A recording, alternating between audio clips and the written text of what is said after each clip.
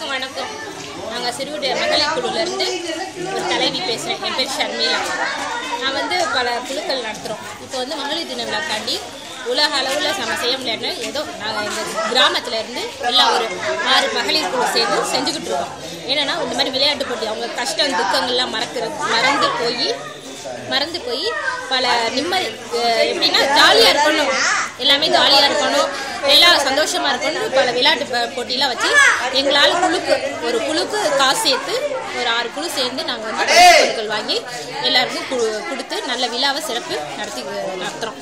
அதை நாங்கள் இப்போ எப்படி சொல்கிறதுனா, இப்போ பல விளையாட்டு போட்டிகளை நாங்கள் நெட்டில் ஏற்றிருக்கோம். அதெல்லாம் பார்த்து உங்கள் அபிப்பிராயத்தை எங்களுக்கு சொல்லுங்கள். நாங்கள் என்னென்ன உங்களால் முடிஞ்ச உதவிகளே எங்களுக்கு செய்யுங்க.